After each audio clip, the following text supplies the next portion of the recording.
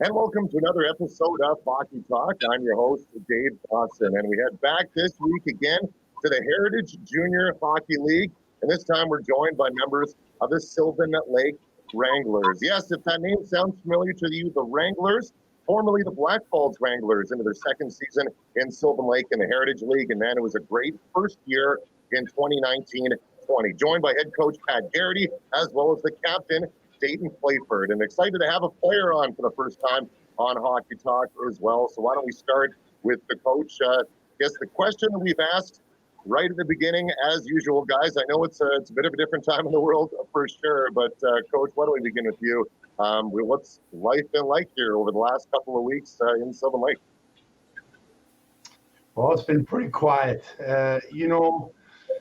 You kind of feel this coming. We had a series with Red Deer, and we played 6 games over 3 weekends, and we kind of felt like, this is normal. We were having fun, playing great games, and then we got the word that things might be going backwards on us, and, it's been pretty quiet since. We're certainly missing it. It's such a big part of our lives, and, it's just something that we have a passion to do. So when we're not playing, we certainly miss it.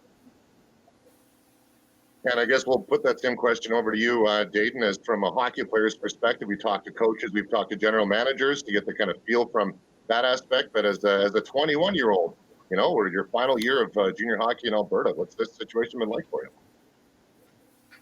you? Yeah, just like Pat said, it's been tough. I know all the guys have been really looking forward to playing this year. But like Pat said, we started off going pretty strong with 6 games in a row against Red Deer, and then to have it all kind of swept out from under us. But, it gets tough. You go from playing 38 games last year to only 6 so far this year, and it's a little different to deal with, but I just hope we'll get back on the ice again eventually here. Definitely. Well, why don't we put that on pause for a second, go back to last year, your first year in Sylvan Lake, and an exciting one right to the North Final before that kind of got put on pause to coach. Just describe that run and what that was like last year in Sylvan Lake. I'll tell you, appreciate you asking that, because I got to tell you, that was the most fun I've had in a long time around the game. You know how condensed that schedule is. We were lucky enough to come out on the positive end against a real good and up-and-coming Rocky team. And then, of course, we faced off against Red Deer and went the distance with them. And, what an experience that was. And it makes you a better team, makes you a better person. And, we were having some success against Mountain View Colts, but, they're a real good team too. They were there for a reason. So it was just man, we were immersed in it. We were living it. We were eating, sleeping, and drinking hockey, and it was just an absolute rush. And I hope one day we can get back to a situation like that. Mountain View will be our guest this weekend on Hockey Talk as well. So I guess we timed that one pretty well for sure. And Dave, maybe just your perspective, and obviously you were part of that Blackfalds team in your first year in Sylvan Lake, and just describe that. The community embracing the team and being part of that, and then obviously going on that run to the North Final. Yeah, obviously it was quite the change going from Blackfalds to Sylvan, but the community really stepped up, and it was pretty unbelievable, honestly, how many sponsors and fans, stuff like that would come to our games and support us. And it was pretty extraordinary, especially for a first-year team in a new town. And then going on that run in the playoffs, like Pat said, for me as well, it was one of the most fun times playing hockey I've ever had, and to be able to do that was really special, especially with the group of guys. But it was quite the change coming from Blackfalds to Sylvan, but it was a good change, and I really enjoyed it. Maybe for someone who's never been to Sylvan Lake before, just describe the hockey community and why that has been a great fit for the organization, and obviously you specifically, what you enjoy about it.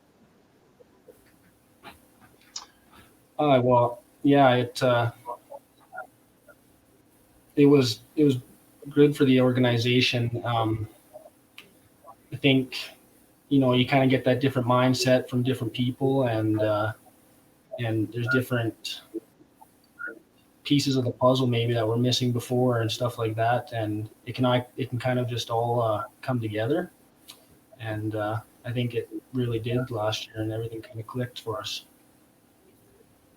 Pat, I guess we'll ask you as the guy who's been part of the Sylvan Lake community for quite some time. What is so special about that town, and what have you been able to fall in love with when it comes to the sports community?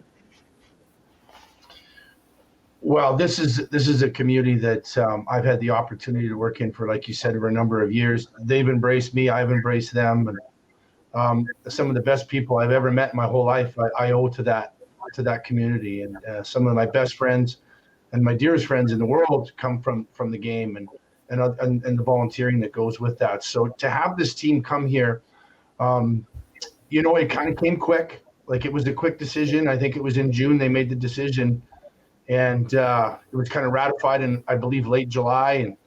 And I was kind of added to the puzzle in August, and puck dropped about a month later. So it was rather it came on real quick, but once I kind of got my feet wet with the group of guys, and I can't say that enough. Like, the group of guys that came with this team, they're quality players, quality people, and it really was just such a major base for us to be able to be successful. We just had to punch in a couple of pieces.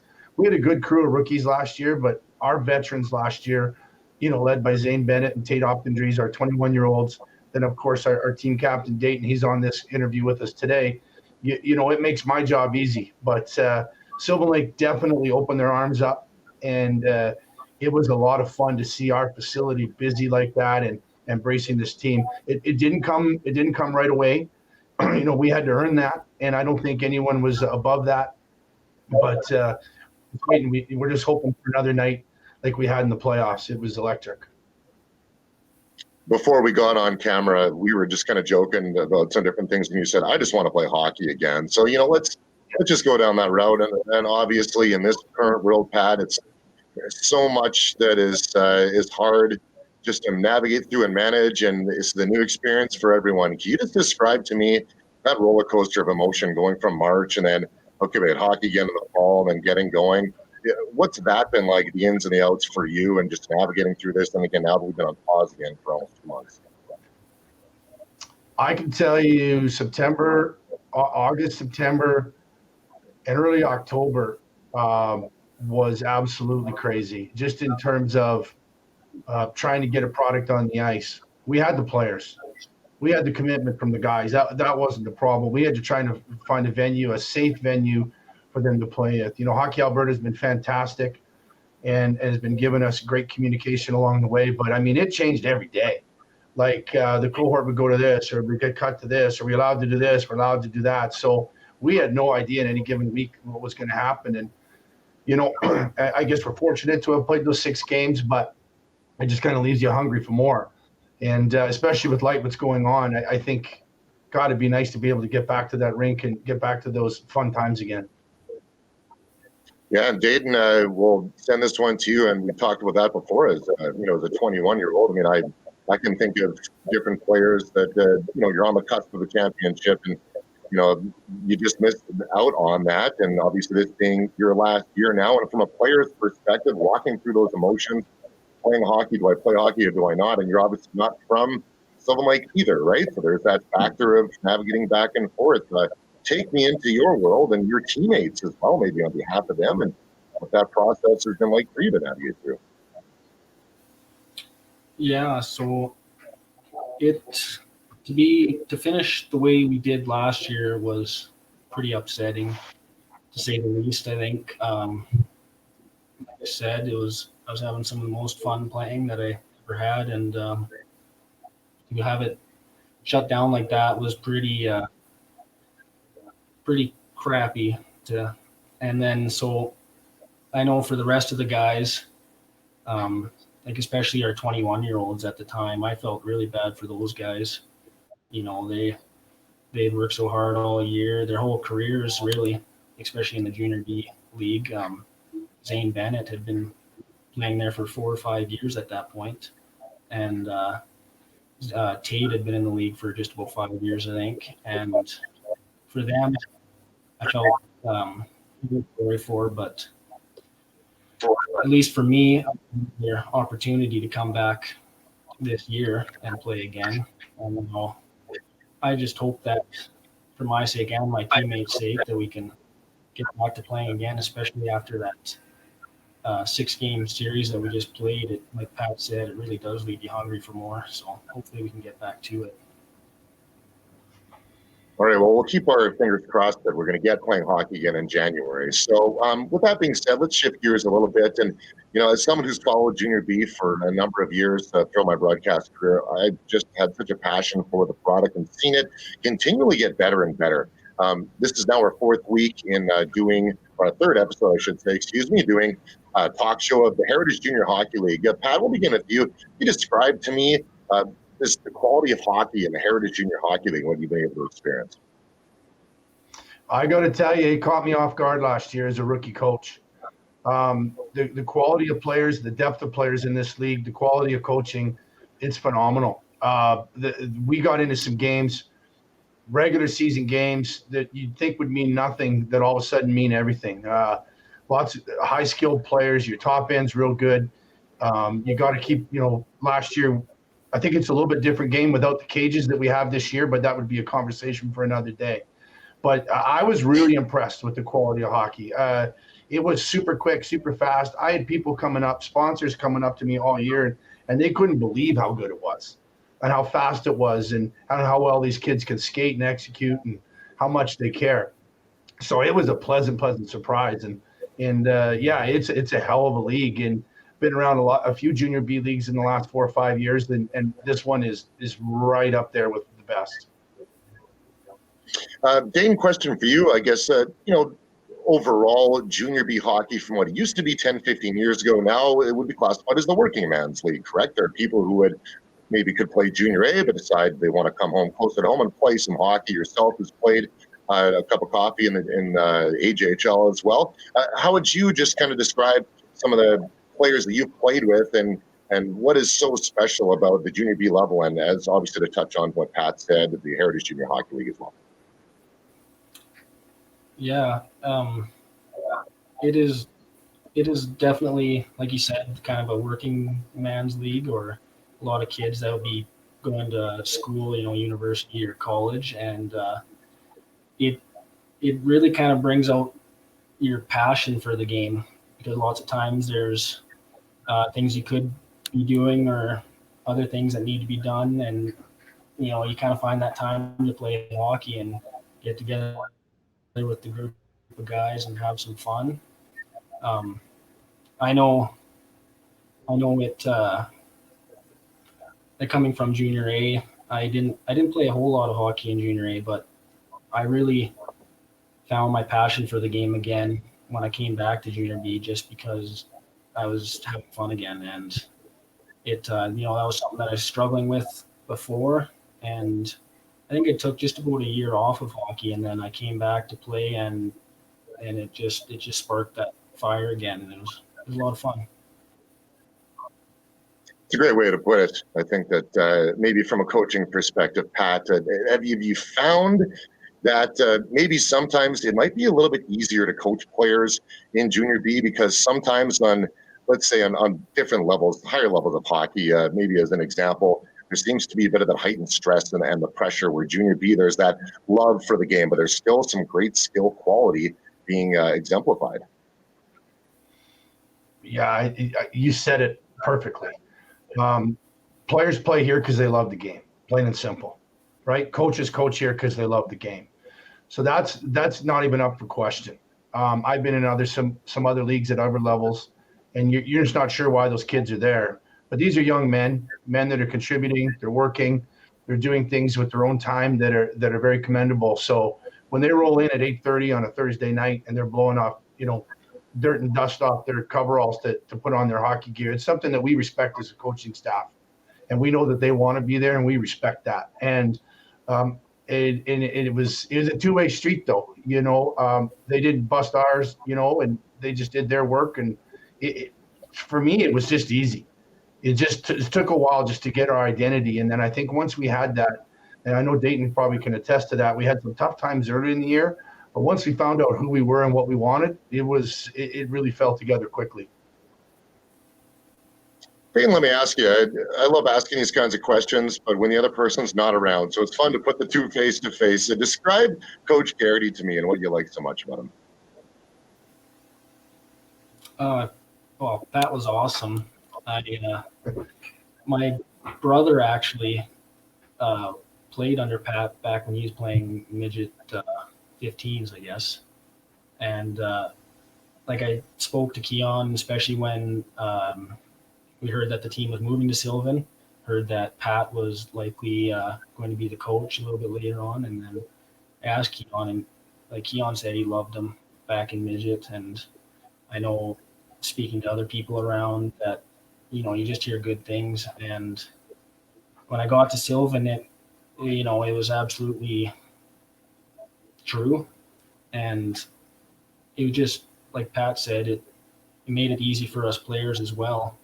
And, you know, he brought that passion for the game that we all needed. You know, if we were maybe we were dogging it at practice or something like that, you'd get us going. Or if you needed somebody to talk to, right, you could always talk to Pat. But I think that goes for all of our coaches as well.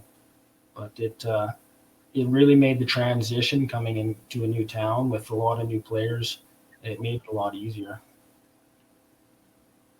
What's your proudest moment of Dayton as captain? Is there a moment that you thought like, okay, yeah, like this guy's cut from the right cloth?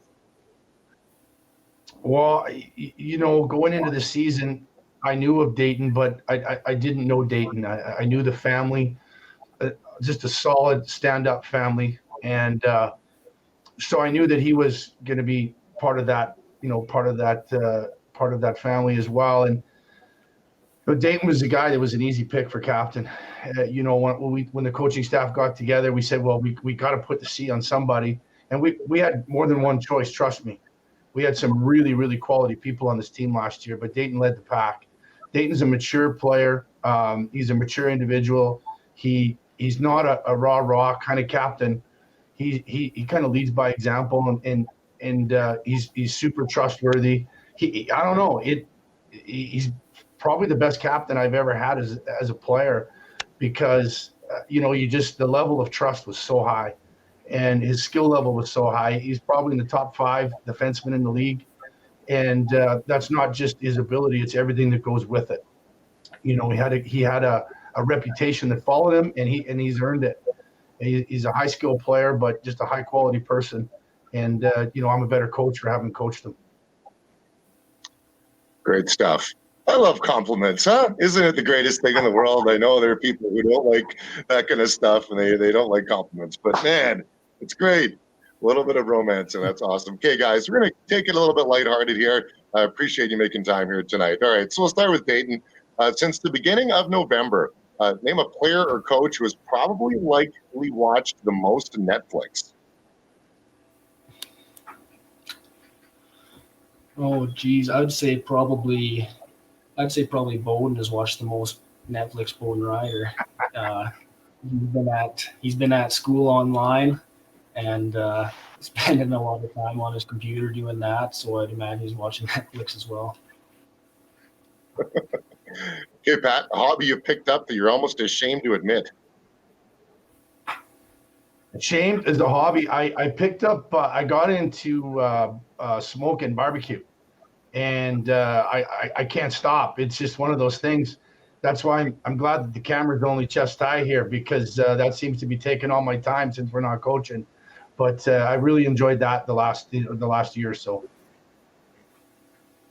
That's awesome. Dayton, something you mastered that you'd be willing to compete at over the last 6 weeks. Over the last few weeks, sorry? Yeah, over the last 6 weeks, or maybe even take it back to kind of when things, pandemic started in March. Something that you've mastered that you'd be willing to compete at.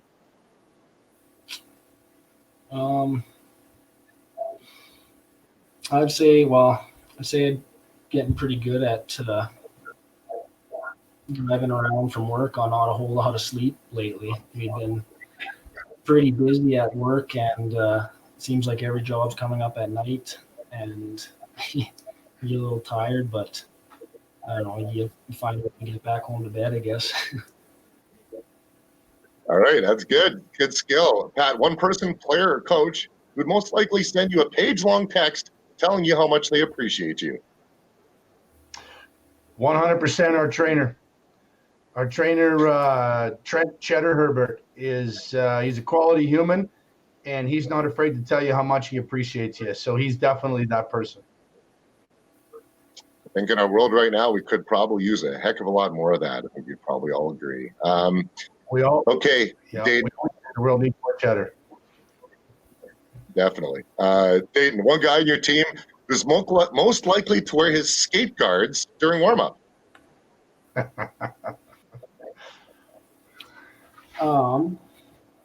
got to think about that one. There might be a few guys.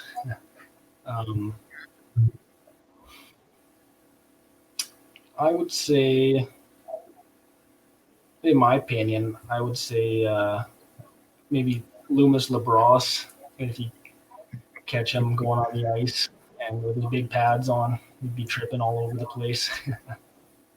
A little bit Dominic Hasek there. Hey, I love that. Okay. At a Christmas movie that never gets old. A Christmas movie that never gets old is Home Alone, no question. Can't wait to watch it this season. All right, this is going to be a question for both you guys because I really am curious. We'll start with Dayton. The worst or laziest Christmas gift you've ever given someone? Oh, I'd say that's pretty easy. I gave somebody a pair of socks, and it's pretty cliche. Pat? How about the re-gift a bottle of booze that you don't like that you transfer onto somebody else? Famous for that one. Guilty as charged. Pat, your proudest moment as a coach. You can go Sylvan like this to your last or prior in your coaching years. Oh, that's a tough one. I've been fortunate to doing this for a long time, but I'm going to stick with this team. Coming out with that Game 7 win against the Red Deer Vipers last year it wasn't so much the win. It was the way that we approached the game, the way we went in, and there wasn't a ton of nerves. We believed in who we were as a team. We knew we were playing a very good opponent. We knew that they were prepared. We were prepared, but it's just the way the game went and the way it ended. It was extremely satisfying. And, I always say that the losses hurt more than the wins, and they always will. But this particular win was particularly satisfying just because of the animosity and just the way the series went with us winning the first three, them winning the next three, and us coming out in the Game 7. And it was a group effort and something I'll always cherish as a coach. All right, I wonder with Dayton, your most memorable moment as a player in your hockey career. You can, again, go the last couple of years with Sylvan Lake or your prior with Black Bulls or any other moment. Yeah, I think, that is a tough question, I think, but I think stick with the Wranglers as well. And I honestly believe that second series win last year was a very proud moment for me as well. I think that was some of the farthest I made it in my playoffs through my career, really. And it was a lot of fun, and I just hope we can try and get to do it again. Okay, well, I'm going to call an audible again because I like doing that. We'll have one last question. Last good for each of you guys. So we'll start with Dayton. There's one piece of advice or something that maybe you've grabbed onto that's been really helpful for you as an older player that's kind of walked you through the difficulties of trying to find, joy and strength, being able to navigate through this. Is there something that, a habit that you've created, be it a daily routine or something that's been able to make you go, yeah, you know what, we'll make it through this. We'll be playing hockey soon. I can manage this myself. Yeah, I think I just try and to like how things were playing before this pandemic. But yeah, and I think the biggest thing is just remembering how fun it was, and because there's a lot of times in my career where times would be tough or something like that, and it wouldn't be very much fun. But if you can remember back to those fun times, those times where you're really enjoying coming to the rink every day and stuff like that, you can just remember that. You can get through it, and because that will happen again. So Definitely. And Pat, we'll finish with you. Just a message to the Sylvan Lake hockey community, who obviously got an exciting run last year. What are some words you can share with them as we hopefully get our fingers crossed to play hockey again in January? We're ready to go. We'll get the troops back together. We'll get them in shape, and we're ready to compete. But if I could go off script here just for a second, and I'd like to say a special hello to our goaltender, Steve Arthur. Steve's had a real tough go here the last 14 months with his health, and he's back in the hospital again, recovering from a couple of different surgeries. So he's a guy that's an inspiration to us on a daily basis. And what we're going through in this particular station pales in comparison to what he's been through and what he means to us. So I just wanted to say a shout out to Steve, and we love you, bud, and we're thinking of you. All right, great way to end it, guys. Really appreciate you making the time. Thanks so much for joining us, and I guess I echo all those sentiments. Cannot wait to have hockey back again one day soon. Thanks so much for watching this episode of Hockey Talk. Man, it was great to chat with the guys from the Sylvan Lake Wranglers. Cannot wait to see them back on the ice again one day soon. All right, follow us on social media on Instagram, Facebook, and Twitter. Look forward to another episode coming up around the corner. Thanks so much. We'll see you next time.